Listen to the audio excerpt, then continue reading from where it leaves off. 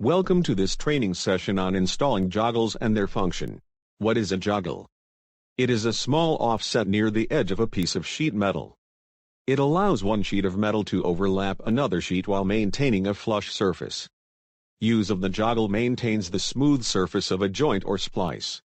The amount of offset is usually small. Therefore, the depth of the joggle is generally specified in thousandths of an inch. The thickness of the material to be cleared governs the depth of the joggle.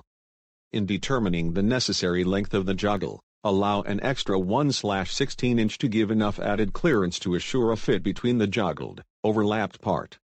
The distance between the two bends of a joggle is called the allowance. This dimension is normally called out on the drawing. However, a general rule of thumb for figuring allowance is 4 times the thickness of the displacement of flat sheets. For 90 degrees angles, it must be slightly more due to the stress built up at the radius while joggling. For extrusions, the allowance can be as much as 12 times the material thickness, so it is important to follow the drawing. There are a number of different methods of forming joggles.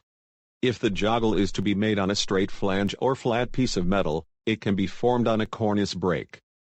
When a joggle is necessary on a curved part or a curved flange, forming blocks or dies made of hardwood, steel, or aluminum alloy may be used.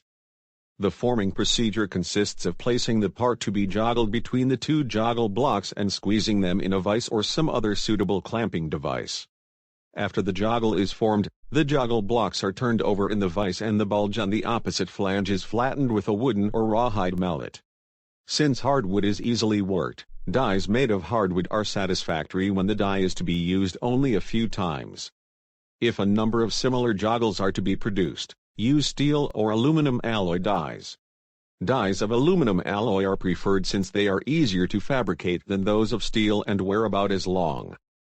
When using joggling dies for the first time, test them for accuracy on a waste stock to avoid the possibility of ruining already fabricated parts. Always keep the surfaces of the blocks free from dirt, filings, etc., so that the work is not marred. Below is a sample of joggled metal. This concludes this training session. We hope you found it useful.